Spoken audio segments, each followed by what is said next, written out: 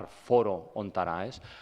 Ya son muchos meses, ya son muchos últimos miércoles de mes en los cuales estamos tratando de abordar los retos, los desafíos, los problemas, las consecuencias del cambio climático desde una perspectiva muy plural, muy holística. Por aquí ha pasado diferentes ponentes. Siempre hemos tratado de buscar personas que, de alguna forma, dominen el arte, porque creo que es un arte de la didáctica, de poder explicarnos con palabras sencillas, con palabras no demasiado complejas, a qué nos estamos enfrentando, cuál es, desde mi punto de vista, el mayor reto al que la humanidad se enfrenta a día de hoy. Y, desgraciadamente, las siguientes humanidades también tendrán que vivir con ello. Y hoy vamos a, de alguna forma, terminar este ciclo, por lo menos este curso escolar, porque hoy, si no me equivoco, es la última de las sesiones que tenemos antes del verano. Retomaremos a partir de septiembre, ya estamos trabajando en nuevos contenidos, en nuevas personas, en nuevos conferenciantes que nos puedan aportar información, insisto, didáctica, sobre todo esto del cambio climático. Y, de hecho, ya aprovecho para adelantarles que en septiembre, el último miércoles de septiembre, tendremos por lo menos uno de los ponentes, Idoia Arauzo González, del Observatorio del Cambio Climático de los Pirineos, para hablarnos de algo que a lo mejor se nos escapa a los que vivimos más a pie de playa, más, digamos, en las altitudes más bajas. ¿Cómo está afectando el cambio climático a los Pirineos? Obviamente el cambio climático afecta de diferente forma en unos lugares y en otros lugares, pero allí también está afectando y es cuestión de tiempo que estos procesos se retroalimenten unos con otros. En cualquier caso, esto será en septiembre, con lo cual espero volver a verles al finalizar el verano. Hoy queremos hablar de algo de lo que tal vez no se hable demasiado, pero que va a tener también sus efectos.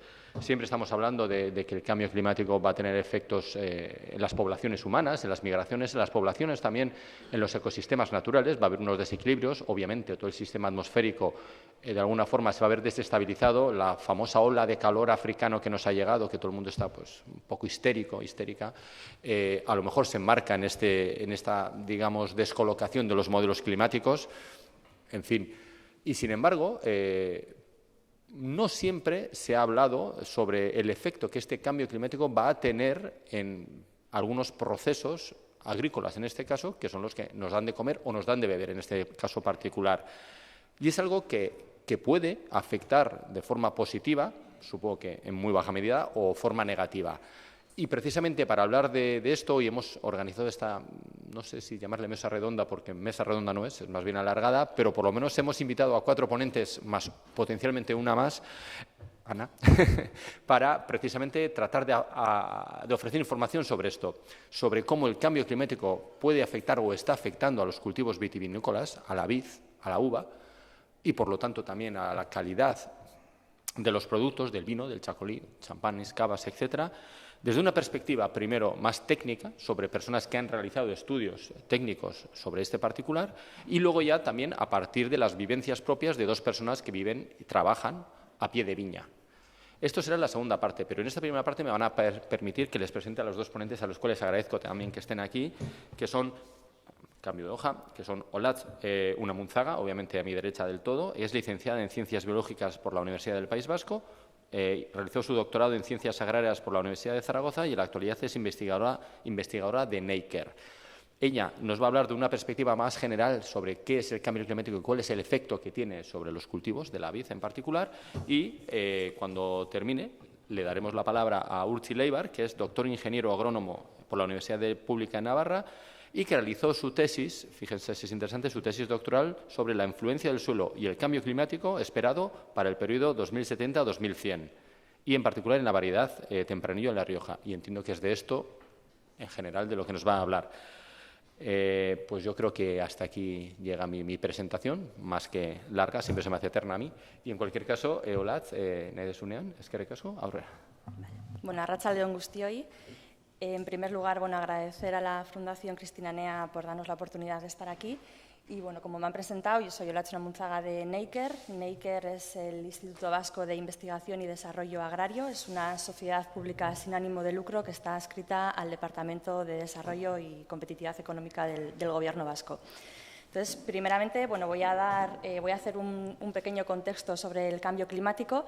Empezaré definiendo conceptos que, bueno, todos tenemos claro y son muy fáciles, pero sí que es verdad que muchas veces llevan a confusión, como puede ser la diferencia entre el clima y el tiempo, qué es el calentamiento global, los cambios que se están observando en el sistema climático y cuáles son sus causas, la breve historia sobre los estudios que hay sobre cambio climático, la visión del IPCC, que luego explicaré lo que es, y cuáles son las proyecciones del cambio climático a nivel global, regional y para el País Vasco.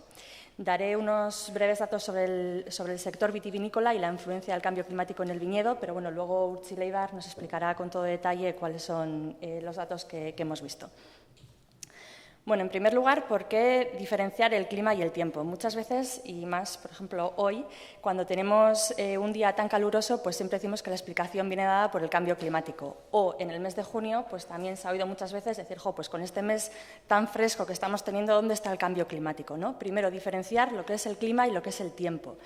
La diferencia entre los dos es el periodo de tiempo del que estamos hablando. El clima se caracteriza por el promedio de la temperatura máxima, temperatura media, mínima, por las precipitaciones de un lugar dado, pero se calcula mediante las observaciones realizadas durante un periodo de tiempo muy largo, que son 30 años. Cuando estamos hablando del clima, estamos hablando de parámetros, temperatura, precipitaciones, etcétera, de 30 años. Y cuando estamos hablando del tiempo, nos referimos a momentos puntuales, como puede ser el de hoy. Cuando hablamos del cambio climático no estamos hablando de un momento puntual, sino estamos hablando de ciclos largos que comprenden estos 30 años. Vale, dicho esto, luego tenemos que es el calentamiento global y la diferencia con el cambio climático. El calentamiento global es el aumento de la temperatura media a nivel mundial que se da como una consecuencia del desequilibrio del balance de radiación del planeta. Lo que quiere decir es que el planeta está absorbiendo más energía del Sol de la que está emitiendo. Y esto se debe a los gases de efecto invernadero de origen antropogénico. Cuando estamos hablando de cambio climático, en el calentamiento global solo hablamos de temperatura y en el cambio climático estamos hablando de los efectos secundarios. Digamos que el problema es el cambio climático y uno de los síntomas es el calentamiento global, que hace pues, que se eleve el nivel del mar, que haya pues, más tormentas de lluvia, más sequías y más, digamos, eventos extremos. ¿A qué se debe el calentamiento global? Aquí tenemos el ciclo del carbono, que es lo que nos explica todo. Bueno, como sabemos, las plantas, a través de la fotosíntesis, lo que hacen es transformar el carbono dióxido en carbono orgánico.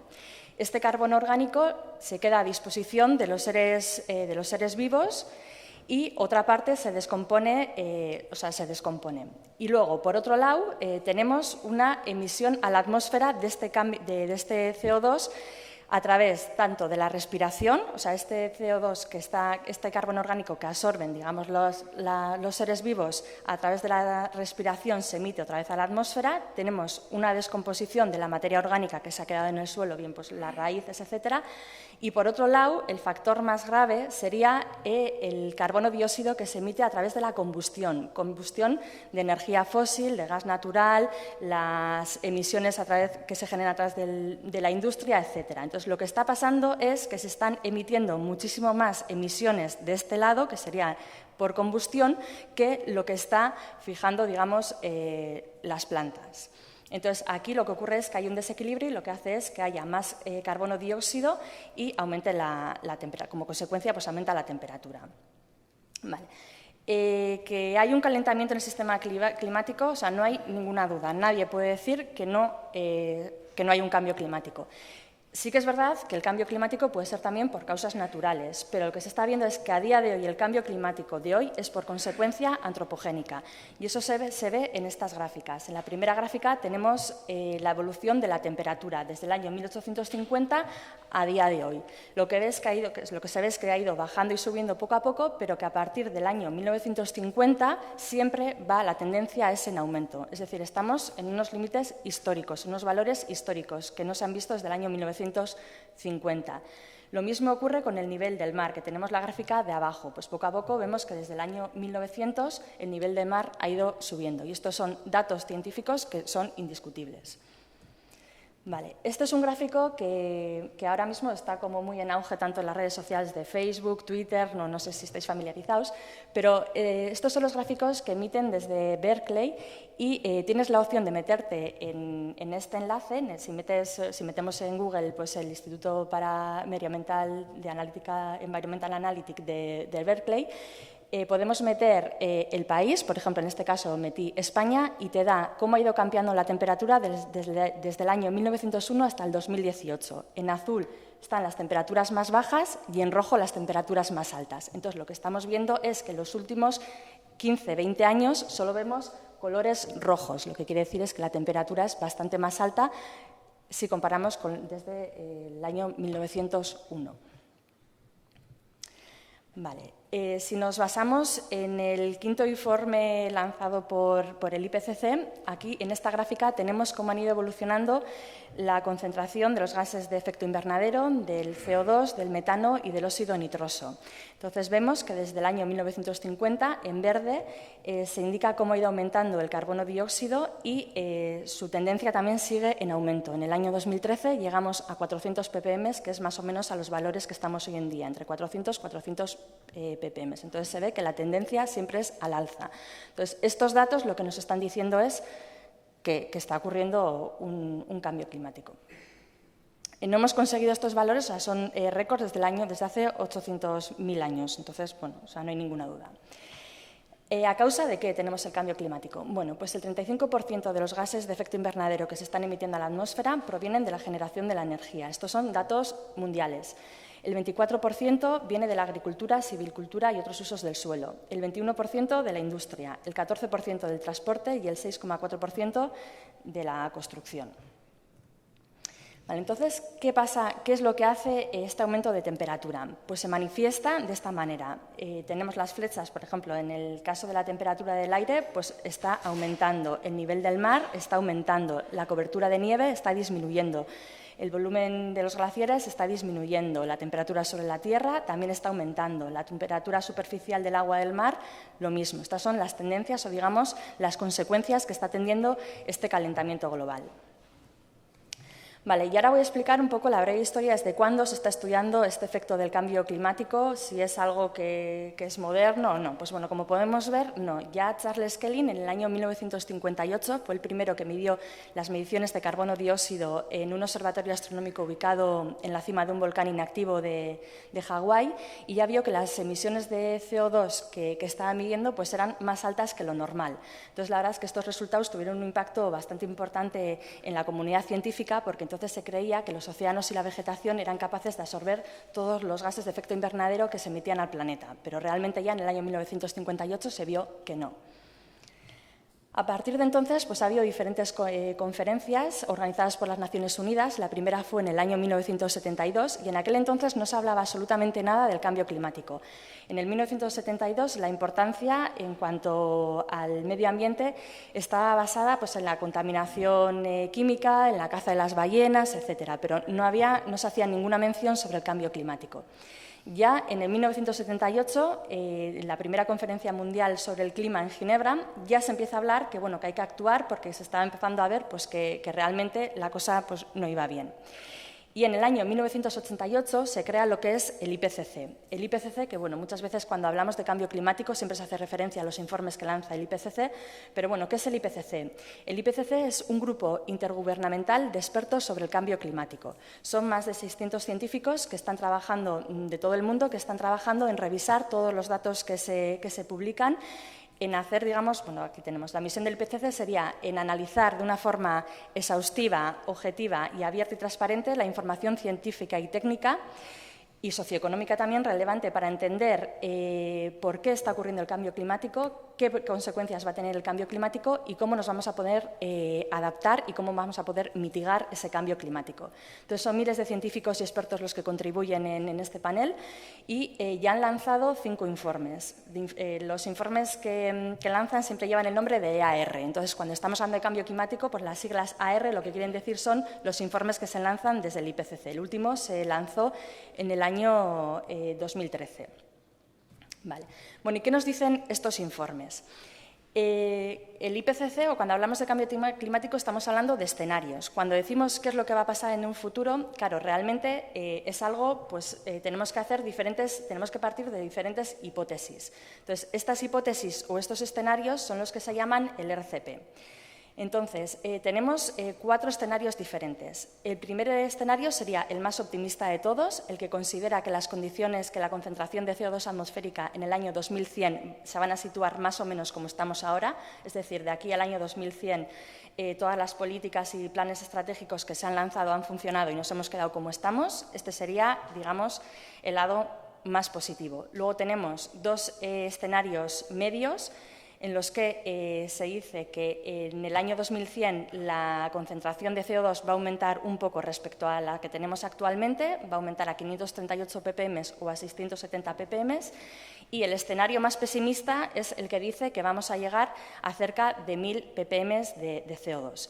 Entonces, con estos escenarios, bueno, a lo largo del tiempo, estos escenarios también van variando. Por ejemplo, si comparamos el informe que se lanzó en el año, creo que fue el último, en el 2007 o 2008, en el IPCC no se tenían en cuenta todos los escenarios, o sea, no tenían en cuenta las políticas que se habían puesto en marcha para mitigar el cambio climático. Ya en el último informe, o sea, estos escenarios que estoy explicando ya sí tienen en cuenta estas políticas. O sea, supuestamente estamos trabajando en mitigar este cambio climático y todo el esfuerzo que se está haciendo pues, se va a reflejar también en que no haya un aumento tan alto del CO2. Pero vamos a trabajar con estos 4 escenarios diferentes, partiendo de la base que el escenario 2.6 es el más positivo y el escenario 8.5 es el más pesimista. Entonces, ¿qué pasará en un futuro en la región mediterránea? Pues el incremento de la temperatura va a ser superior a la media global. Supuestamente en el escenario más pesimista, a nivel global, la temperatura va a tener un aumento de 1,5 grados. En la región mediterránea, si tenemos en cuenta el escenario más pesimista, vamos a llegar a unas temperaturas 3,8 grados y 6 grados más altas que las que tenemos actualmente. 3,8 en los meses de invierno y 6 en los meses de verano. En cuanto a las precipitaciones, también va a haber una reducción de las precipitaciones. Las precipitaciones en los modelos, la verdad es que son un poco más inciertas. Así como la temperatura está bastante establecida, con las precipitaciones no se sabe exactamente, hay un poco más de incertidumbre. Pero se espera que pueden reducirse en un 12% y en un 24%. 12% en los meses invernales y 24% en los meses de verano. Esto en la región mediterránea. Vale, ¿qué va a pasar en el País Vasco? Bueno, pues en el País Vasco tenemos un plan estratégico, la Estrategia de Cambio Climático 2050, que es la Estrategia Clima 2050, en el que el objetivo es saber exactamente cuáles son las previsiones a una escala más detallada y más a nivel del País Vasco. Entonces, han trabajado en 2 escenarios, en 2 proyectos diferentes. Compañeros de Neiker están trabajando en este sentido y se han llevado a cabo pues, diferentes proyectos financiados por IOBE. Entonces, ya aterrizamos, o sea, pasamos. Lo que nos dice el IPCC sería más a nivel global. Luego tenemos escenarios para la región mediterránea, pero aquí, pues, por la financiación del Gobierno vasco dentro del Clima 2050, se está trabajando a nivel más local, con una escala de detalle, la verdad, que muy importante. Entonces, si tenemos en cuenta estos escenarios, lo que dicen las predicciones es que, en el peor de los casos, en el País Vasco también la temperatura va a aumentar entre un 1,5 y 5 grados y parece que los días con temperaturas bajas pues, tenderían a disminuir en un futuro. En cuanto a las precipitaciones, como os he comentado, esto es un poco más incierto, pero sí que se ve una tendencia ya para finales de siglo, para el año 2100, de una reducción del 15% en las precipitaciones. Y cabría esperar pues, menos episodios de precipitaciones, pero con episodios de precipitaciones más intensas. Vale. Aquí os enseño digamos, si entráis en el enlace escenariosclima.iobe, hay un visor que está muy bien, que nos da información. Bueno, aquí lo que he metido es, podemos meter por municipios. Yo lo que he metido es para enseñarles toda la comunidad autónoma. Y lo que puedes jugar un poco es qué es lo que va a pasar a un futuro cercano, que sería hasta el 2040, del 2040 al 2070 y desde el 2070 al 2100. Entonces, según el futuro que quieras ver, sino cercano, medio y lejano, pues te da cómo va a ir variando la temperatura. Entonces, en este gráfico se ve que en un futuro cercano, hasta el año 2040, se ve que hay un aumento de la temperatura en toda la comunidad. El aumento va a ser bastante homogéneo, con un aumento pues, aproximadamente entre 1,5 y 1,7 grados. Pero si metemos un periodo representativo ya más lejano, los años 2040-2070, la temperatura va a seguir en aumento y ya pasamos del 1,7,5 grados. Y ya si nos vamos a los extremos del año 2070 a 2100, la temperatura seguirá aumentando, siendo pues, hasta 5 grados mayor. Esto lo podéis cacharrear perfectamente en esta dirección, la verdad que está muy bien y no solo podemos jugar con la temperatura, sino también con las precipitaciones y de cualquier municipio que queramos. En cuanto a las precipitaciones, lo que os comentábamos, bueno, las predicciones tienen un nivel de incertidumbre más grande y parece que bueno, no se ve todo tan homogéneo como se veía con las temperaturas, ¿no? Pero sí que se ve bueno, que poco a poco van a ir disminuyendo y para el año 2071-2100, como veis en el gráfico que está a vuestra derecha, pues podríamos llegar a una reducción de las precipitaciones en un 15%. Bien, y ya centrándonos en el sector vitivinícola, claro, el cambio climático pues, efectivamente pues, va a tener una consecuencia muy grande en el sector porque estamos trabajando con la uva que depende del clima, evidentemente.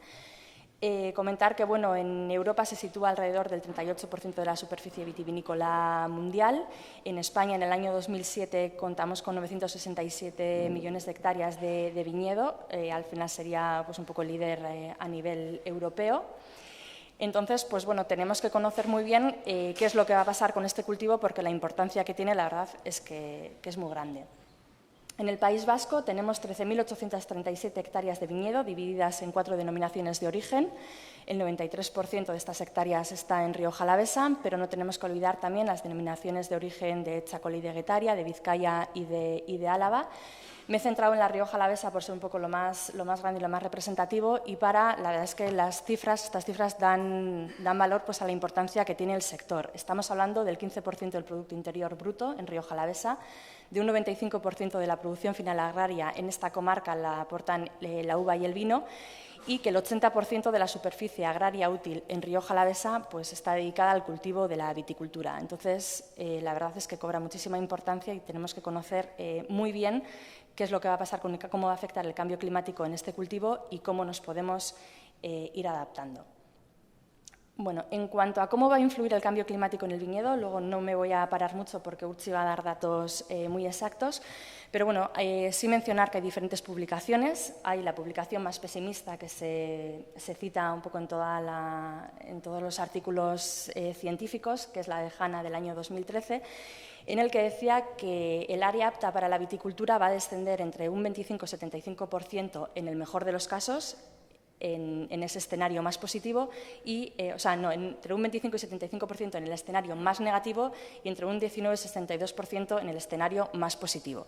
Bueno, aquí Van Leeuwen en el año 2013, Van Leeuwen es un francés que trabaja mucho en el sector vitivinícola y que tiene un reconocimiento muy grande a nivel científico, responde a este artículo diciendo que no hay que ser tan catastróficos porque el estudio de Hanna pues, no tiene en consideración que la viña es un cultivo que se puede adaptar y que nos podemos ir adaptando poco a poco. Y además dice que los modelos que tiene en cuenta Hanna pues, también son un poco discutibles.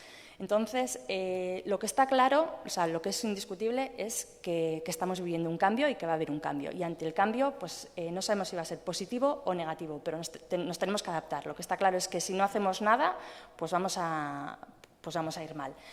Entonces, ¿cómo va a afectar este cambio? Pues claro, es muy difícil decir. Cuando nos dicen, pues muchas veces cuando hacemos entrevistas con los periodistas y tal, pues todo el mundo quiere tener como un titular muy bonito que diga, bueno, dime cómo va a afectar el cambio climático en la producción y en la calidad. Bueno, no podemos decir, no podemos dar un titular de ese tipo porque, claro, eso varía mucho de la variedad, de dónde estamos, de cómo va a afectar ese cambio climático en estas zonas y tenemos que tener en cuenta que dentro del País Vasco, pues en 100 kilómetros de distancia tenemos viticulturas muy distintas y tenemos muchas variedades. Entonces, lo que es fundamental para responder a esa pregunta y para adaptarnos al cambio climático es que tenemos que invertir en estudios de investigación que persigan, por un lado, conocer cuáles son las condiciones climáticas en el futuro en el País Vasco. Pues, como ejemplo, tenemos estos dos proyectos que he citado que están financiados por IOBE sobre los escenarios, de bajar. Bueno, tenemos datos globales y a nivel de la región mediterránea, pero no vamos a trabajar con datos a una escala que sea realista para nosotros. Tenemos que conocer cómo afectan esas condiciones a nuestros viñedos, para eso tenemos el trabajo que va a presentar Urtzi, no solo a nuestros viñedos, sino tenemos que tener en cuenta pues, qué tipo de suelo tenemos, en qué zonas estamos, con qué variedades estamos trabajando, con qué manejo se está trabajando y lo más importante, pues tenemos que hacer estudios de medidas de adaptación, de cómo podemos ir adaptando este cultivo a los indiscutibles cambios. Pero bueno, mi mensaje es que es fundamental invertir en estos estudios de investigación para podernos adaptar a estos cambios. Bueno, esto se está haciendo a nivel de España, hay muchísimos artículos, en este caso tenemos uno de Vicente Sotés, también de gran prestigio en el sector, en el que está hablando pues, de qué impacto va a tener el cambio climático a nivel económico en el sector. Tenemos un estudio muy importante, el proyecto La ACABE de francés, en el que están trabajando Van Leeuwen y bueno, muchísimos científicos, y es una red de ensayos sobre adaptación del cultivo al cambio climático. Tenemos estudios de este tipo también en Australia. Se están centrando, la mayor parte de los estudios a día de hoy ya están en técnicas de adaptación del cultivo a cambio climático. Y tenemos pues, diferentes proyectos también en Italia sobre la mitigación y estrategias de adaptación. Entonces, tenemos que ir por esta línea y bueno, pues por eso tenemos el proyecto que va a presentar luego Urtzi. Y bueno, y esto es todo. Es que ricasco.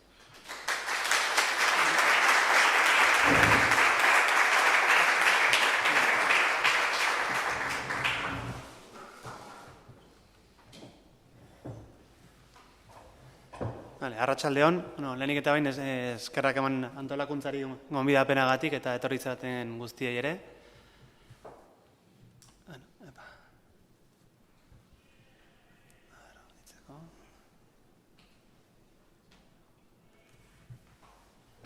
Bueno, buenas tardes, gracias a la organización por la invitación y a los que habéis venido. Soy Urtzi, actualmente estoy trabajando en la Fundación ASI del Gobierno Vasco. Bueno, la tesis la realicé en Neiker Tecnalia con Olatz y con Ana. Y aquí pues, os explicaré un poco los resultados más relevantes de la tesis. Tampoco os queremos marear con los resultados, pero bueno, sí, al menos que salgáis de aquí con 3-4 ideas un poco claras de la influencia del cambio climático. La tesis se tituló Influencia del suelo y cambio climático estimado para el periodo 2070-2100 en la variedad Tempranillo en Rioja.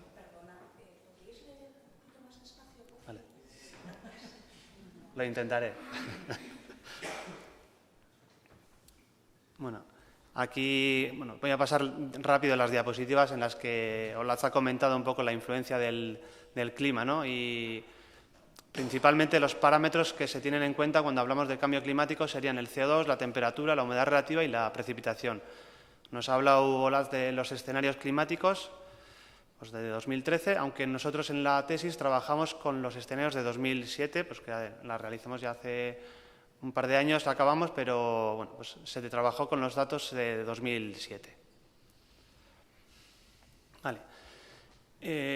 Disponíamos de una red de datos climáticos para el periodo 2070-2100 con una resolución de 25 kilómetros por 25 kilómetros. Es decir, nosotros nos centramos en la zona de Rioja Alavesa y en las cuadrículas pues, más próximas de Rioja Alavesa.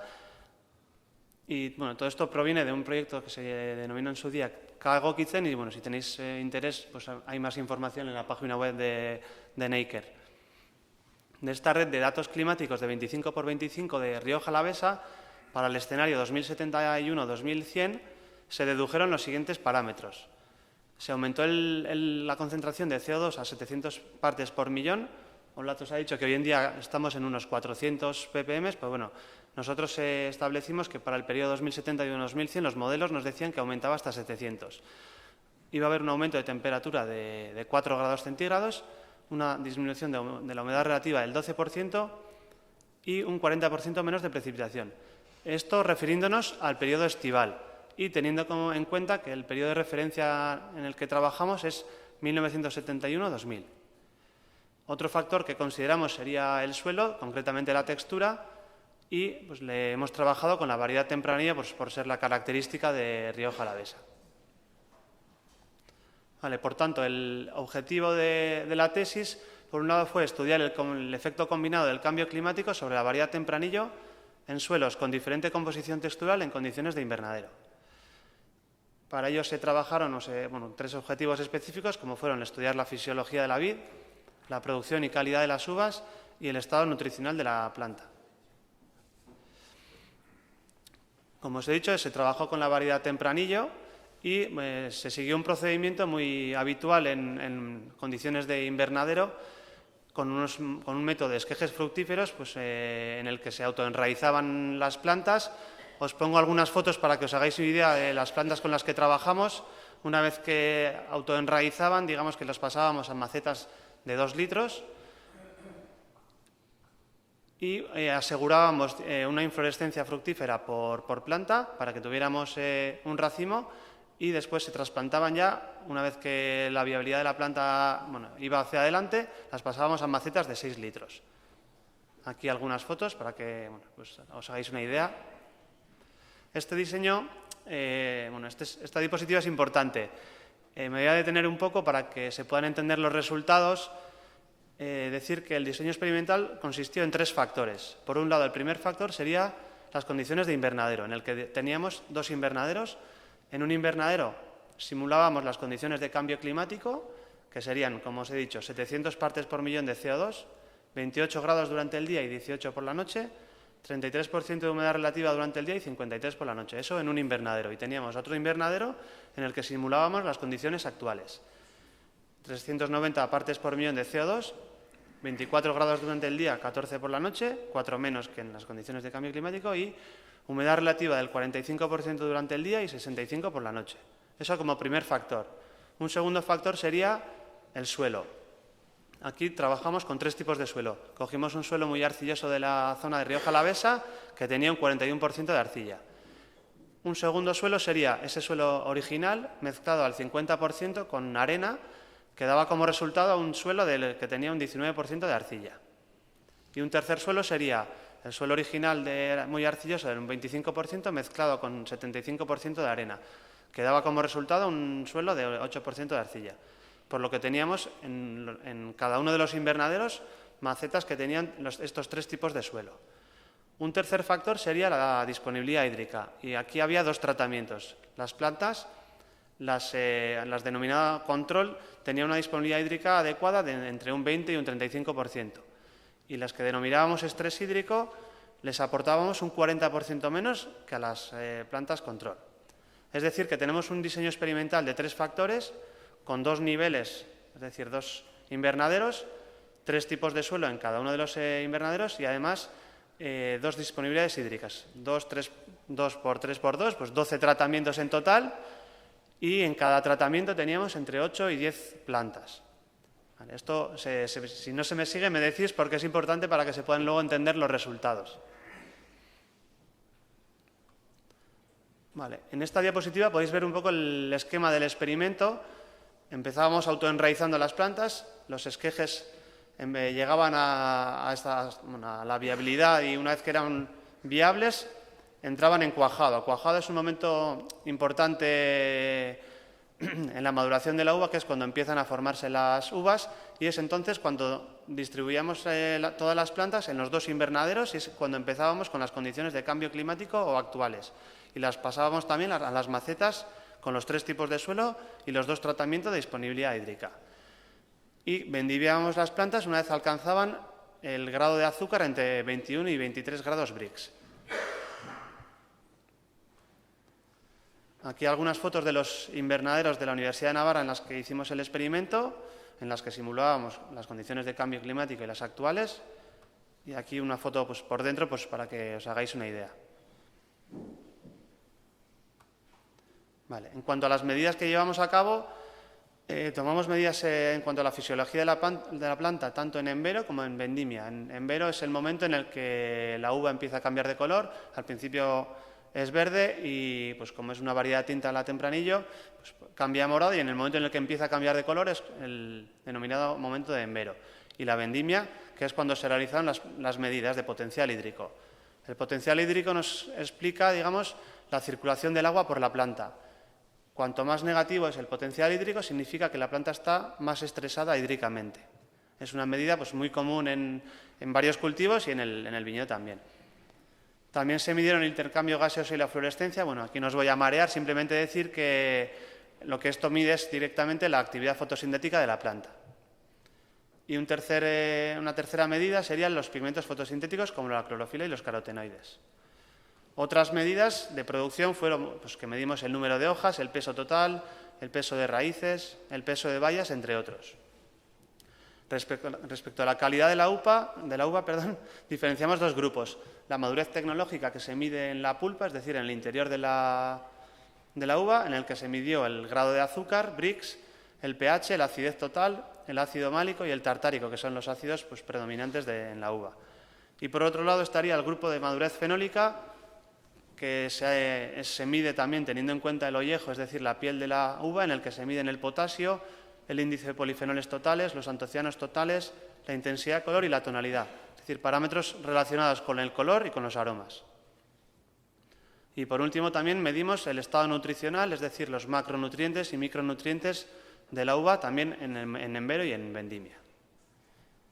Bueno, ya pasando un poco a los resultados, en cuanto a la fisiología y comparando los dos invernaderos, es decir, las plantas que habían crecido en condiciones de cambio climático frente a las condiciones actuales, las que habían crecido en condiciones de cambio climático tenían un potencial hídrico más negativo, es decir, mostraban posiblemente un mayor estrés hídrico. Además, tenían una mayor tasa fotosintética, es decir, las plantas que estaban en condiciones de mayor CO2 fijaban más carbono, como es lógico, pero únicamente las plantas que estaban en buenas condiciones hídricas, es decir, si las sometíamos a estrés hídrico, este beneficio de estar en un ambiente mayor CO2 pues se veía anulado. Y además observamos el fenómeno de aclimatación. Inicialmente las plantas, cuando las introduces en un ambiente de mayor CO2, su actividad fotosintética, digamos, que se ve incrementado. Pero cuando viven ya en un ambiente prolongado de mayor CO2, terminan pues, acomodándose y se denomina pues, el fenómeno de aclimatación. Si comparamos ahora las plantas que estaban estresadas hídricamente o las control, es decir, las que regábamos con una condición hídrica mejor, las plantas que habían crecido en estrés hídrico, pues, lógicamente tenían un potencial hídrico más negativo y tenían una menor tasa fotosintética. Comparando los tres tipos de suelo, apenas vimos diferencias en cuanto a la fisiología de la planta, únicamente decir que los suelos arcillosos pues, veían favorecido la fotosíntesis. Los suelos arcillosos, normalmente más compactos, suelen retener más el agua y pues, quizás por ello también tenían una mayor tasa fotosintética. Vale, si pasamos ya un poco a los resultados en cuanto a la producción y calidad, de nuevo comparando los dos invernaderos, las plantas que habían crecido en condiciones de cambio climático frente a las que habían crecido en condiciones actuales, lo que habían es que se producía un adelanto del Envero y de la Vendimia, es decir, la acumulación de azúcar se veía acelerada frente a las plantas que estaban creciendo en condiciones actuales. Además tenían un mayor número de hojas y menor acidez tanto málico, tartárico como la acidez total. Esto es importante porque además la variedad tempranillo de por sí es una variedad que es poco ácida y si con el cambio climático pues esta acidez se ve reducida, digamos, pues es una cosa que habrá que prestarle bastante atención, ya que la acidez pues ayuda a conservar el vino y a que guarde sus características, ¿no? Otro resultado importante sería que las plantas que habían crecido en condiciones de cambio climático, las uvas tenían menor concentración de antocianos e intensidad de color. Es decir, se producía un fenómeno que se denomina desacoplamiento. Os pondré un par de gráficas para que se pueda entender este fenómeno un poco mejor. Este simplemente es cómo es la maduración de la uva. Aquí no sé si se ve muy bien. En los círculos pues he puesto el momento de cuajado, que digamos es cuando empezaba a la baya a formarse, y Envero, que es cuando empiezan a cambiar de color las uvas. Por un lado vemos que los ácidos, al inicio hay más ácido tartárico y málico, y a medida que va madurando la uva, este ácido va disminuyendo. Y con los antocianos, el azúcar y los aromas, lo que ocurre es justo lo contrario, ¿no? En Envero, principalmente, bueno, empieza a acumularse antes, pero en Envero ya parece que la acumulación es mucho mayor y a medida que va madurando la uva, pues estos componentes van aumentando. Esto sería, digamos, un esquema general de lo que es la maduración de la uva. ¿Y qué ocurre en condiciones de cambio climático? ¿Qué es lo que observábamos? A la izquierda podéis ver pues, la maduración en condiciones actuales. En amarillo sería cómo se van acumulando los azúcares, que van a una velocidad diferente de lo que se van acumulando los antocianos, que son los componentes que le dan color a la uva. Entonces, digamos que llegamos a un equilibrio entre el azúcar y los antocianos y es cuando se decide, pues más o menos, cuándo se vendimia. En condiciones de cambio climático, lo que observamos es que se aceleraba, en nuestro estudio observábamos que había una aceleración de la acumulación de azúcar. Aquí vemos en la línea amarilla cómo se van acumulando los azúcares. En cambio, los antocianos pues, no siguen esa misma velocidad. Ocurre un desfase entre estos dos y ocurre pues, el fenómeno llamado desacoplamiento. Esto, digamos, que serían resultados si no actuáramos sobre la planta, es decir, está en nuestras manos, en la mano de los viticultores y los bodegueros, actuar pues, para que este fenómeno de desacoplamiento no sea pues, tan intenso como se puede ver quizás en esta gráfica. No sé si se me entiende esto, pero bueno, es un resultado bastante importante que pues, quiero que os quede un poco claro, ¿no? Al final, el nivel de azúcar que muchas veces determina la vendimia, hoy en día también pues, tienen en cuenta pues, la acidez y los antocianos, pues, digamos, hay que buscar un equilibrio entre estos componentes para vendimiar.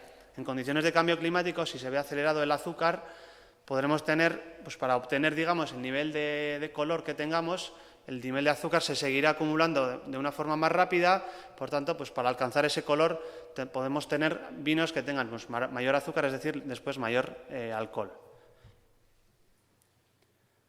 Y bueno, pues para acabar con los resultados, si comparamos las plantas que tenían estrés hídrico o control, el estrés hídrico lo que hacía era frenar esta aceleración y se veía retrasada la vendimia, principalmente porque la planta sufre mucho cuando se le sometía a este estrés tan severo y por eso también tenía un menor crecimiento vegetativo.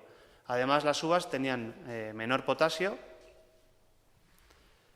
Y en cuanto a los suelos, pues al igual que en la fisiología no veíamos resultados relevantes, en cuanto a producción y calidad, pues sí que había diferencias entre los tres tipos de suelo. Los suelos arcillosos tenían menos raíces. Normalmente el suelo arcilloso es mucho más compacto que el arenoso, por eso es que a la planta le costaba más, digamos, a la raíz penetrar en la arcilla y de ahí que tuviéramos menos raíces. En cambio, en la arena, digamos que penetra mucho más fácil y el desarrollo radicular era mayor. Los suelos arcillosos también presentaban, pues, amortiguaban, digamos, la bajada de acidez. Presentaban menor concentración de antocianos y mayor potasio. O sea, el suelo arcilloso original tenía más potasio que el arenoso. Y eso mismo se ve reflejado después tanto en la hoja como en la uva. Es decir, el contenido inicial en el suelo era lo que luego también se veía reflejado, la diferencia se veía reflejada tanto en la hoja como en la uva. Y bueno, pues para recapitular un poco los resultados más relevantes, decir que el cambio climático acelera la acumulación de azúcar, adelantando el envero y la vendimia, aumenta la tasa fotosintética si las plantas están bien hidratadas, ocurre el fenómeno de aclimatación, disminuye la acidez y disminuye también la concentración de antocianos y la intensidad de color. Ocurre el fenómeno pues, que hemos explicado un poco, de desacoplamiento entre azúcar y polifenoles. El déficit hídrico severo puede retrasar la acumulación de azúcar, reduce el desarrollo vegetativo, reduce el ácido málico solamente en suelos arenosos y hay menor potasio en hoja y en mosto. Y la textura del suelo afectó a la composición de las raíces, a los antocianos y al potasio. Los suelos arcillosos tenían menos raíces, menos antocianos y mayor potasio. Bueno, nire partetik hau da guztia, eskerrik asko, eta galderentzako gero egongo dela mailinguru bat edo.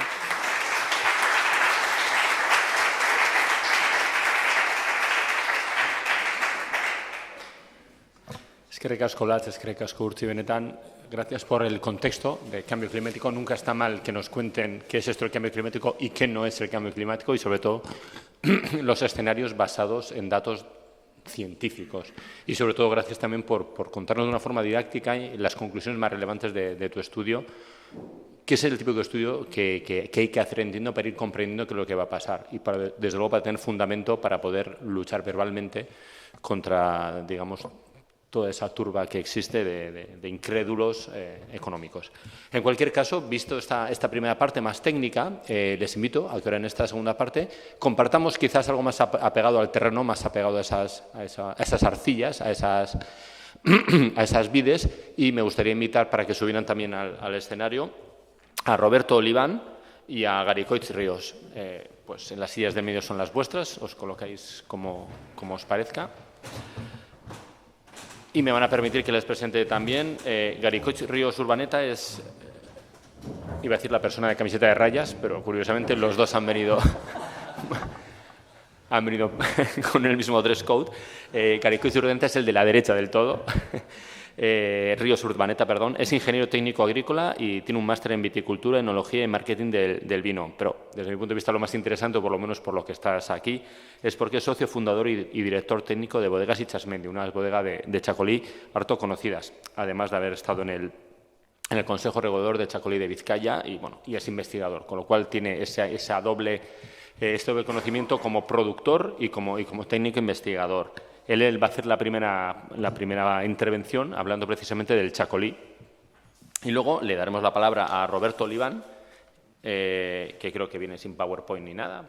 Aquí estoy yo soy alavés. Él procede de Viñaspre, de Lanciego, donde cogió unos viñedos, unos terrenos de la familia y decidió darle una nueva vida, iniciando en esas parcelas, empezando a cultivar de otra forma diferente. En lugar de coger la uva y venderla directamente a las grandes bodegas, hacer todo el ciclo de producción, lo cual le ha dado primero una visión mucho más cercana de cómo se está comportando con respecto a los diferentes factores, entre ellos el cambio climático. Me parece muy interesante comentar dos de las gamas de vinos que producen. Una es Tentenublo Wines, básicamente, ahora verán por qué, y la otra se llama Escondite de Ardacho. Las dos están muy vinculadas al medio ambiente. Tentenublo debe ser el volteo de campanas que se hace para, de alguna forma, evitar que vengan las nubes de tormento, de granizo, y el Escondite de Ardacho hace referencia a un gran lagarto que existe por estas zonas, un lagarto que además es muy sensible a los cambios ambientales, con lo cual ven que de una forma u otra el medio ambiente, el cambio climático está muy cercano, muy imbricado en su producción. Nuevamente me he extendido más de lo que quería, con lo cual Garicoitz, Mercedes, aurrera, eskerrik asko.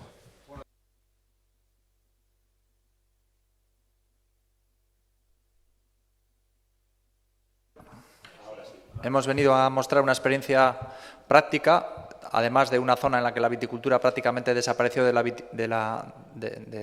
nuestro entorno con la filoxera, que hemos plantado desde la primera viña hasta la última, ¿no? Apenas quedaban 40-50 hectáreas en los años 60-70 en Vizcaya, y en los años 80-90 se empezó a recuperar lo que es la viticultura, y nosotros pusimos por las primeras viñas en el año 89, o sea que justo cumplimos un ciclo de lo que habla Ola, 30 años. Podremos empezar a hablar ya el próximo año de lo que es el segundo ciclo. Bueno, yo os he traído algunas cosillas que nos preocupan, ¿no? O que hemos ido detectando con nuestra experiencia, que probablemente igual no tienen nada que ver con el cambio climático, pero sí que vivimos mucho del clima y que nos preocupan cosas que vamos percibiendo en el día a día. Bueno, nosotros somos el norte del sur y el sur del norte. Estamos en una zona límite para el cultivo de la viña. Las condiciones climatológicas que allí tenemos nos condicionan mucho en las decisiones que tomamos en el campo, y también sufrimos, las inclemencias en lo que es nuestra capacidad de producción, sobre todo en las primaveras, ¿no?, que son bastante canallescas en nuestra zona. Si no mal recuerdo, en el 2013 no paró de llover hasta el 28 de junio, con temperaturas de 6-7 grados. Y bueno, como bien ha dicho Olach, hay que diferenciar lo que es cambio climático y tiempo, pero sí que es verdad que el tiempo a veces es bastante condicionante en nuestro desarrollo profesional.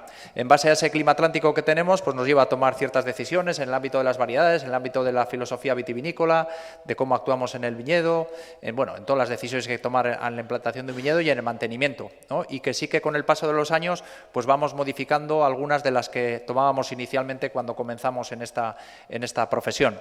Nosotros tenemos la bodega en la reserva de la biosfera, en Urdaibai, aunque sí es cierto que tenemos una viticultura bastante peculiar, que tenemos 35 hectáreas en 15 parcelas distintas, que existe una diversidad geológica y microclimática enorme, y que eso hace que estemos cuando menos 21 días vendimiando, que hay algunos años que hasta 32 días. La misma variedad de uva puesta en distintas parcelas, hay años que estamos hasta 32 días diferentes vendimiando esa uva. Imaginaros qué diferencia de condiciones climáticas podemos vivir a lo largo de la vendimia. Bueno, en el conocimiento de nuestro territorio, que ha sido donde hemos fundamentado nuestra actividad durante estos 30 años, pues hemos descubierto algunas cuestiones, ¿no? En esa catalogación de las parcelas, nosotros las encuadramos en tres semanas de maduración.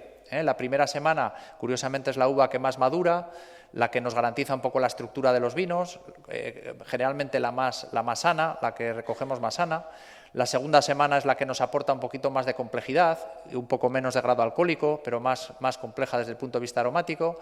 Y la tercera es igual más inexpresiva en los primeros años, pero nos garantiza una acidez estupenda para hacer otro tipo de vinos, ¿no? Vinos de guarda y vinos de crianza que hemos ido desarrollando durante todos estos años. ¿Cuál es mejor o peor? Pues no, cada una aporta un poco sus características. Los primeros años sí que es verdad que nos focalizábamos en buscar parcelas que nos ofreciesen esa madurez, ¿no? Nos obsesionábamos en buscar plantaciones o terrenos que nos garantizasen vendimiar esa primera semana consiguiendo más graduación alcohólica, pero sí que es verdad que un poco no sé si con el cambio climático o con nuestra percepción de la viticultura, en estos últimos años estamos focalizando ya nuestro esfuerzo en buscar parcelas de segunda o tercera semana de maduración y no buscando tanto la madurez alcohólica, sino buscando más la acidez y la complejidad aromática, ¿no? Para elaborar pues estilos de vinos igual con no tanta graduación, pues más sutileza, más elegancia y con esa capacidad de guarda que yo creo que es uno de los futuros de nuestra tierra.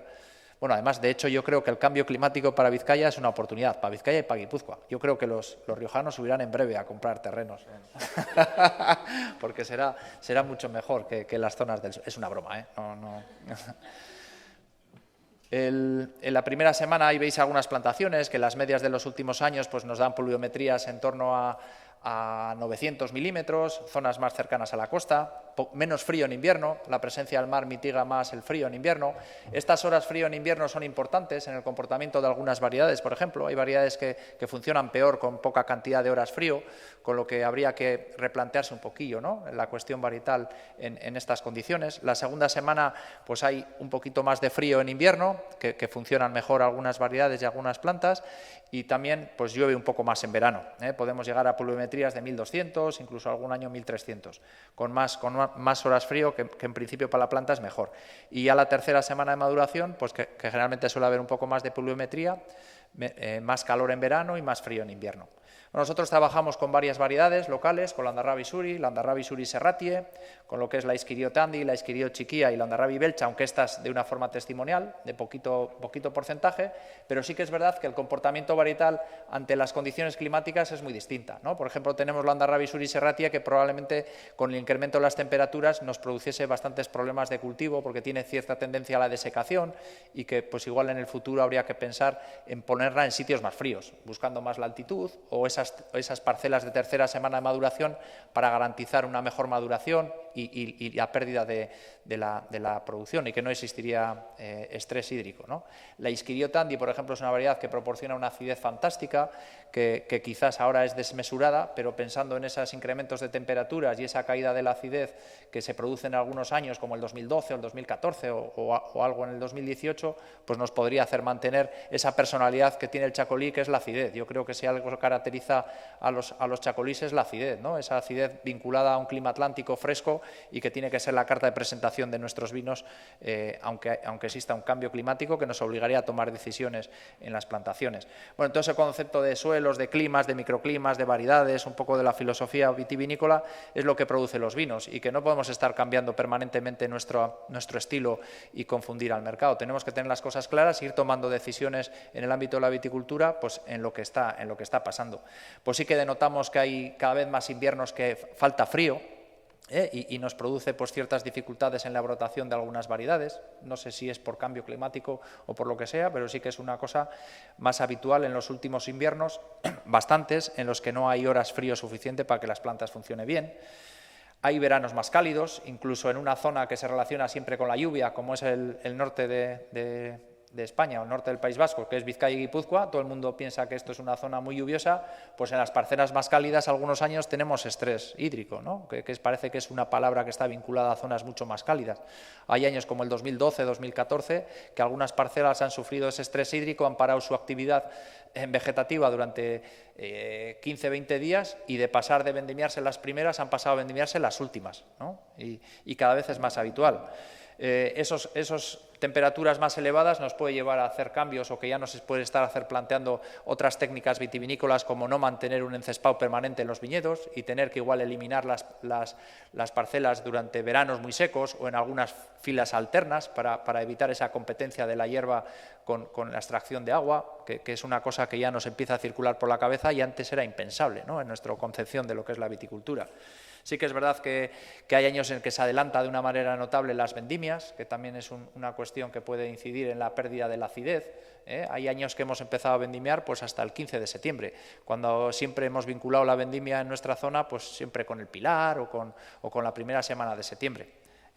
Y las heladas primaverales pues que no hemos tenido jamás, y que es verdad que en los últimos 5 años pues hemos tenido 2. Quizás esas faltas de horas de frío en invierno que producen que la viña brote antes, y que al brotar antes pues tenemos más riesgo de que haya heladas primaverales en marzo o en abril, que antes pues no era. Una de las preocupaciones que nosotros también tenemos es, nosotros tenemos una cosa preciosa para mí, desde mi perspectiva, es que los meses de septiembre son tremendamente extremos. Hay años que son muy frescos, como el 2015, que no pasamos de 15 a 17 grados y la maduración de la uva fue muy lenta y la verdad que tenía un carácter muy especial, y hay otros años como el 2014 o el 2016 que las temperaturas pueden estar entre los 35 o 37 grados y hace un cambio organoléptico importante en la producción, ¿no? A mí el concepto de añada me parece una cosa preciosa. Pues sí que es verdad que nos surge por la cabeza de que y quizás con el cambio climático se homogenicen las añadas, ¿no? Al igual que otras zonas vitivinícolas, y perdamos ese carácter tan diferencial y tan chulo que a mí me parece el concepto de añada, que me parece una cosa bonita. Y por último, por lo que sí esperamos, o lo que yo sí espero, es que por lo menos el cambio climático no cambie el carácter de nuestras personas, ¿no? Porque la verdad que es fantástico, que somos gente trabajadora, somos gente con inquietud, que queremos cada día mejorar la producción, y que siempre se vincula el calor a una falta de currelo, pues por lo menos que la gente mantenga ese espíritu que tenemos actualmente. Bueno, gracias por escucharme.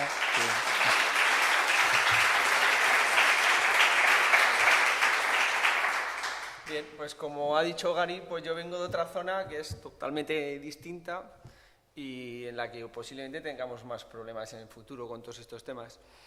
Yo además vengo de un pueblo que se llama Viñaspre, que está en la zona este de Rioja Alavesa, y ahí es un pueblo que tenemos hay dos influencias climáticas y son muy extremas. Y allá nos aparece una cosa todos los años que es el carácter añada. Y nosotros notamos mucho más los cambios que en otras zonas de Rioja Alavesa, porque tenemos la zona mediterránea, que sería de los 500 metros para abajo, y la zona atlántica, que la tendríamos de los 500 para arriba, subiendo hasta los 700. Pues Viñaspre es un pueblo que está a 600 metros de altitud y los viñedos bajan hasta el Ebro. Entonces, ellos han dicho varias palabras, y Gary también, ¿sabes? Y ellos han hablado de equilibrio y ellos han hablado también de adaptación, y Gary ha hablado mucho de frescura y de acidez.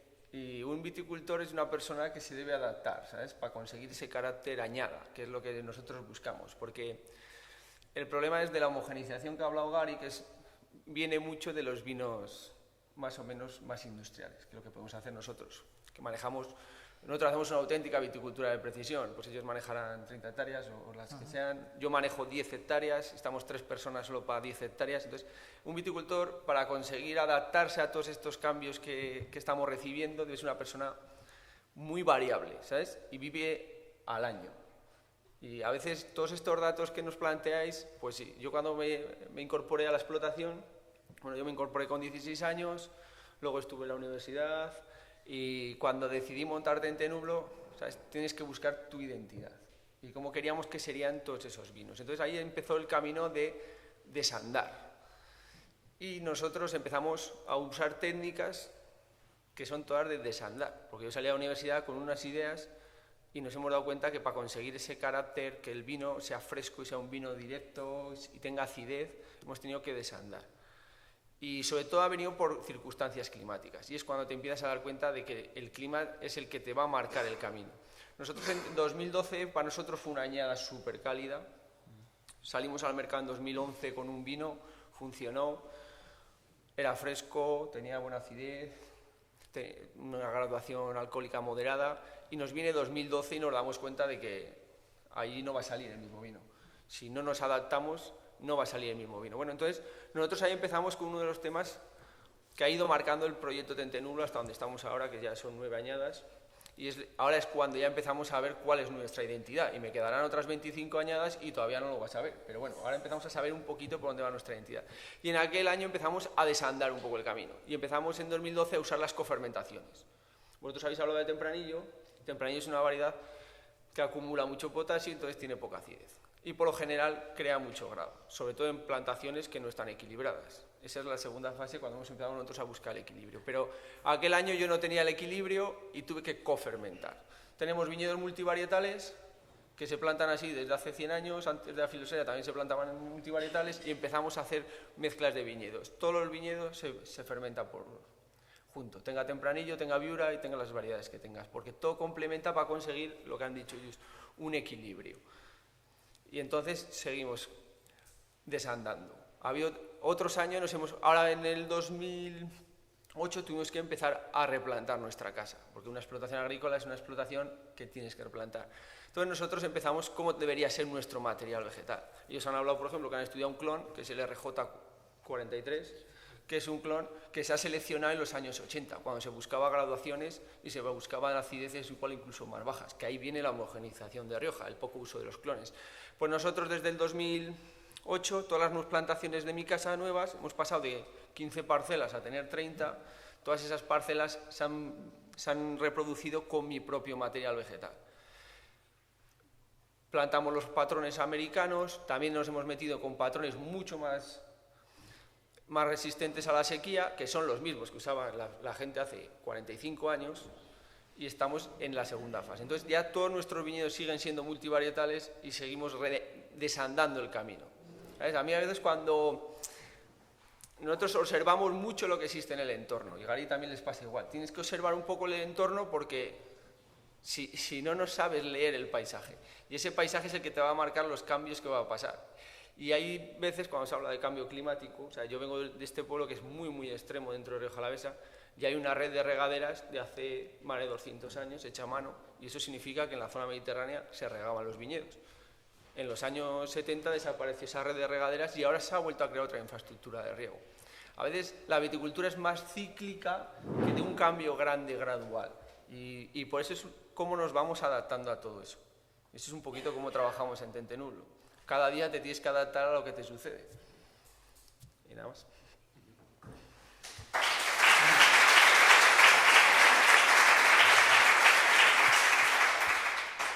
Eskerrik asko Garaikoetxea, eskerrik asko Roberto. Bueno, ven que después de estas dos visiones tan contrapuestas, como es la parte técnica y la parte más de a pie de viñedo, y a la vez tan complementarias, podemos hacernos una idea mucho más clara de cuáles son los efectos. Yo he recogido algunos que tienen que ver con la maduración previa, con que el tono de color, la intensidad de color se puede retrasar, con cómo la intensidad y el estrés hídrico puede hacer que se capte más o menos CO2, pero al final lo más interesante es casi cómo está afectando y de qué están echando mano para poder de alguna forma seguir produciendo vino. Es el momento en el que vosotros, si me permitís que ape el tratamiento, puedan intervenir, puedan preguntarles, y la idea es poder generar un cierto debate, un cierto diálogo entre ellos y ustedes y ellos, entre vosotros, y poder entre todos poder conocer un poco más sobre este mundo del vino y el desafío del cambio climático al cual se enfrenta. Si levantan la mano, les pasarán el micrófono.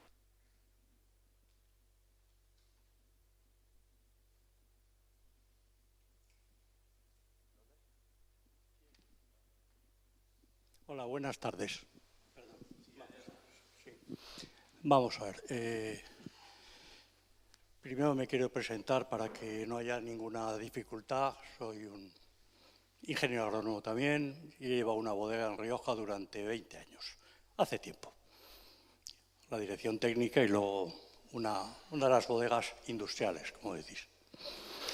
Pero he conocido bien la Rioja Alavesa desde el año 72 hasta el 92, 20 años. Bien, la transformación de Rioja Alavesa, el empiece de la transformación, tanto como comprador de uvas, comprador de vinos, hacedor de proyectos de bodegueros, los primeros que empezaron en Villabuena, de pequeñas bodegas, readaptando como si dijéramos, las antiguas fragmentaciones en lagos abiertos. He hecho, al lado de tu pueblo, algún proyecto, el primer proyecto de la mejora de la cooperativa de Lanciego, Viñaspre, Moreda, todos los pueblos de arriba y los de abajo. Bueno, por eso es la pregunta que te quiero hacer a ti. Hace ya 20 años que no estoy en La Rioja, desde el año 92. O sea, ahora lo que disfruto es de los vinos, gracias a Dios, de Rioja. Pero, y luego te haré una pregunta también, con perdón, a ti por la experiencia y el trabajo que has hecho. A mí me gustaría saber si tú has recogido de tus ancestros o de tus mayores, ¿cuál era la situación que yo he conocido, o creo que era esa, en esa zona de los viñedos, que eran vinos, desde luego, como bien has dicho, nada ácidos, eran unos vinos con una acidez total bajísima. Grado, el año que tenían 11,5 era maravilla, maravilla. Y creo que era mi pregunta, ¿cómo estáis ahora? En acidez totales mejores, estoy hablando antes de hacer la elaboración, sin añadirle tartárico, etcétera, todas esas cosas que se han vivido en esa zona de Rioja Alavesa toda la vida. Porque eran vinos verdaderamente, pues era difícil encontrar unos vinos. Bueno, te llevabas el corazón, había lágrimas, había medios y te llevabas lo bueno y lo demás, pues ya venía el vino de Rioja Baja para mezclarlo, ¿no?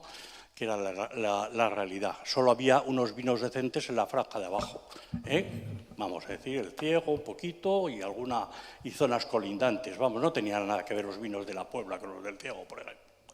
Eran los suelos, porque los suelos son diferentes en todos los pueblos. Entonces, mi pregunta es, ¿cómo son los vinos ahora respecto a hace 20 años? ¿Ese cambio climático ha influido? Sí.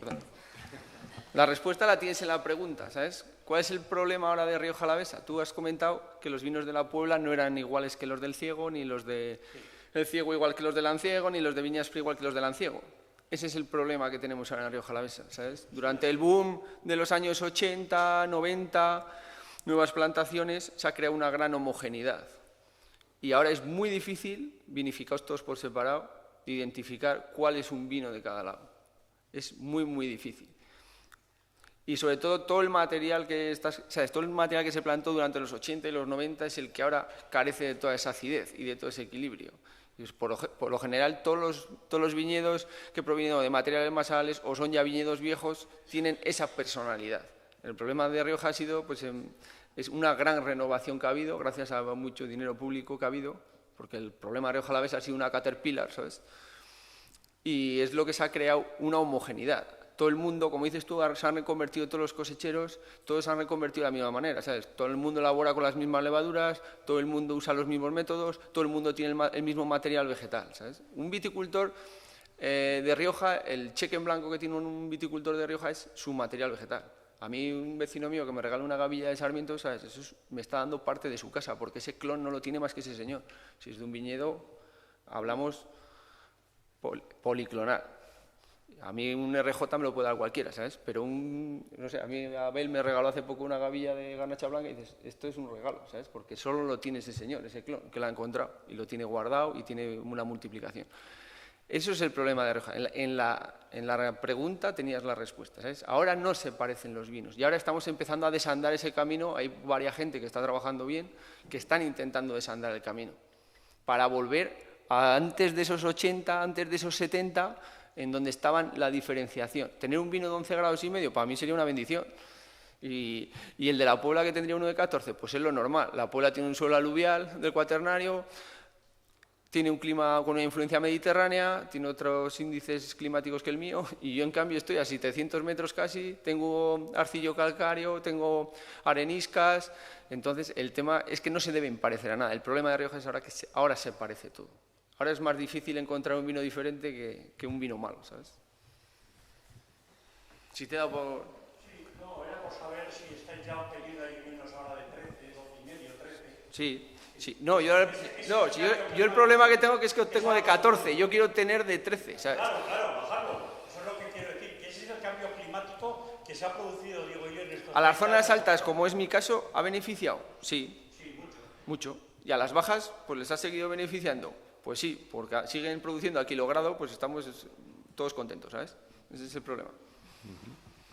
¿Alguna otra cuestión? Sí, allí. Perdona, si no tienes micrófono no te oímos. Un segundito. Sí. Decía que tú haces el dominio del Lardacho, ¿no? Han dicho. Sí, yo hago uno de esos, sí. Bien, por ejemplo, yo el que he probado lleva garnacha. Sí. Y que yo sepa, por ejemplo, la adaptación y la acomodación al vino se ha hecho, se va a hacer y se hará. Yo prefiero hablar de aceleración de cambio climático porque parece que hasta ahora el clima ha sido inamovible y no es verdad, está variando permanentemente, lo que pasa es que ahora hay una aceleración bestial. Primero, me parece fantástico que se hagan estudios y se pongan al servicio de todos los viticultores porque es que es la única manera de que la mayoría tengan información, porque es la única manera de trabajar, sobre todo por los resultados y por la dirección. Pero se ha hecho solo sobre Tempranillo y yo tengo la sensación de que el impacto medioambiental no va a ser para todas las uvas iguales, por supuesto para los suelos, y luego uno se empieza a llevar sorpresas. Uno toma, por ejemplo, una Pinot Noir hecha en Andalucía, a 1 kilómetro y pico del Guadalquivir, a 40 metros de altitud, lo cual parece casi imposible, y estaba buenísima. Las tintillas de Rota son ahora frescas y ricas, y las temperaturas son altísimas. Es decir, que yo creo que me parece que el tema de la investigación es capital, pero entendiendo que esos informes hay que ponerlos a disposición de todos los viticultores y sobre todo en algo importantísimo, hacerles ver que hay que empezar a trabajar ya. Las grandes bodegas están comprando, por ejemplo, laderas en zonas más frías, están plantando clones y están plantando variedades nuevas. Y ahí los consejos reguladores, en vez de homogeneizar y hacer la vista gorda a muchas burradas que se han hecho, tendrían que ser los que potencien todo esto. No basta con que las instituciones y el trabajo. Son los consejos reguladores los que tienen que empezar ya a trabajar en fomentar la investigación. Pero yo creo que también la adaptación va a ser clara, ¿eh? Se ha hecho siempre y espero que se siga haciendo. No sé si estaréis de acuerdo o no, pero yo creo que ahí sí que hay un potencial brutal. Sí, nos parece fundamental seguir investigando. Claro, nosotros hemos estudiado únicamente el Tempranillo, el clon RJ43 por ser el característico de la zona, pero claro, nos seguiría gustando hacer pues, con muchas más variedades, con otros clones. Como ha dicho Roberto, al final se ha elegido un clon en el que se buscaba, pues digamos, un vigor alto, bastante grado, y claro, justo hoy en día estamos pensando que el cambio climático no va a favorecer ni variedades así ni clones así. Por tanto, pues cuanto más investiguemos otras variedades, otros clones, incluso dentro del Tempranillo hay otros clones mucho más adaptados a temperaturas más altas, a sequías, que sería muy interesante saber qué ocurre pues, para después tomar medidas pues, de adaptación, tanto en la planta como en bodega o lo que sea. Yo lo que creo que al final, cada bodega, por grande o pequeña que sea, todas tienen su departamento de I+D, ¿sabes? Porque nosotros, por ejemplo, trabajamos con prueba-error, así de claro. Así, aquí salen las cosas así. La primera cofermentación salió bien, pues en 2013 fue un año frío, volvimos a usarla y salió bien. Las bodegas son más que los consejos reguladores, los primeros que tiene cada persona a nivel individual, tiene que empezar a investigar y a crear su identidad. Porque para crear una identidad necesitas hacer una investigación que es prueba-error. O sea, no queda otra. A nosotros muchas barricas marchan a la basura. Es normal. No muchas, pero gracias a Dios. Pero debe haber un prueba-error, que es una investigación. Y todas las bodegas, por grande o pequeña que tenga, tienen su investigación. Yo tengo catálogos todos mis selecciones masales, ellos tendrán otras líneas abiertas, distintos laboreos, distintas cosas. Pero es cada bodega la que debe. Ni la administración, o sea, la administración debe seguir investigando, pero es que nosotros, a título personal, somos los primeros que debemos potenciar todo esto, pero en nuestras propias casas. Porque para investigar no hace falta dinero. Obviamente la reflexión de Roberto viene al final es el negocio de cada uno y está en mano de cada uno poder hacer las variaciones necesarias, pero, y esto es una pregunta para Urtzi o para Olatz, ¿tenéis noticia, o incluso en el propio Neiker o en la Fundación ACI, de que se estén llevando a cabo más investigaciones con otras variedades autóctonas o que se usen habitualmente aquí, o que se esté relacionando en otro sitio, del estilo de la tesis que desarrolló Urtzi o algo similar? ¿O no desde la administración pública no se está potenciando este tipo de investigación y está quedando en manos de los propios productores? Sí, bueno, nosotros estamos trabajando en diferentes proyectos y sí que tenemos proyectos en mente y que estamos pues a la espera de que sean concedidos o no, de proyectos más dirigidos a la línea de adaptación. Concretamente, el proyecto que ha presentado URTSI no tenemos ninguno similar de diferentes variedades y clones, pero bueno, porque es un proyecto también muy complejo, ¿no? Hace falta una infraestructura muy grande, hace falta un doctorando como estuvo URTSI 4 años al pie de cañón llevando ese proyecto con una colaboración de la Universidad de Navarra que nos permitía comparar las condiciones de cambio climático con las condiciones actuales. No son proyectos fáciles. O sea, en cuanto hablamos de cómo va a afectar el cambio climático, yo estoy de acuerdo con la última pregunta, que es lo que os he comentado al principio. Cuando nos preguntan cómo va a afectar el cambio climático, todos temblamos, porque sabemos cómo va a afectar en la variedad tempranillo en las condiciones que ha estudiado URTSI, pero esas son unas condiciones determinadas, eso no se puede extrapolar, o sea, tenemos que seguir investigando en ese sentido. Lo que sí estamos trabajando es en técnicas de manejo de adaptación y, bueno, en ese sentido sí, pero tan específicas como las que ha hecho URTSI, pues no, y la verdad es que son las que necesitamos.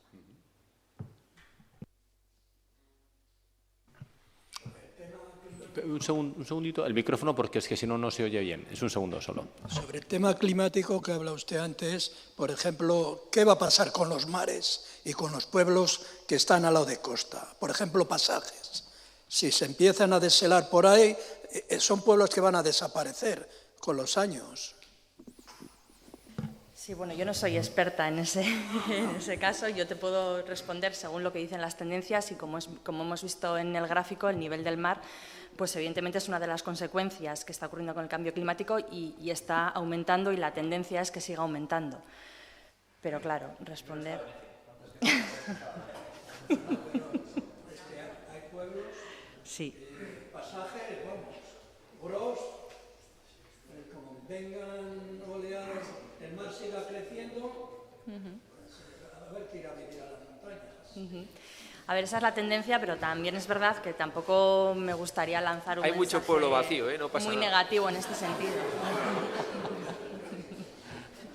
Y como comentábamos, pues bueno, sí que se está trabajando mucho en diferentes estrategias para mitigar y adaptar al cambio climático y yo creo que ahí está la clave. Si no se hace nada, pues evidentemente pues sí habrá un problema porque la tendencia dice que el nivel del mar está subiendo, como está aumentando la temperatura, la concentración de CO2, etc. Pero bueno, cuanto más nos adelantemos a esos cambios, más posibilidad de actuación tendremos, que yo creo que ahí está la clave.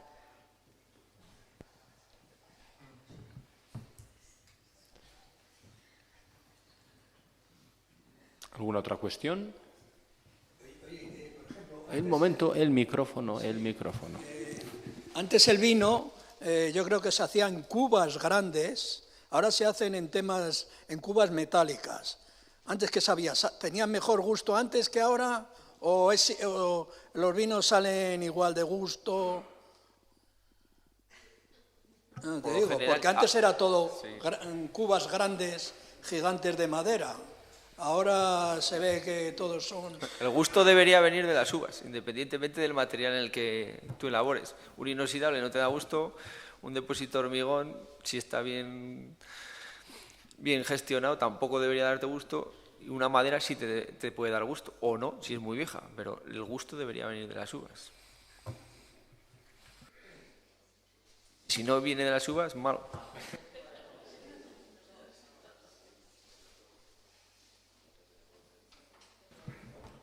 Bueno, pues si les parece, como hace una tarde, ahora que baja la temperatura, algo más agradable, no queda sino despedirnos, dar las gracias a las 4 personas que han querido compartir esta tarde con nosotros.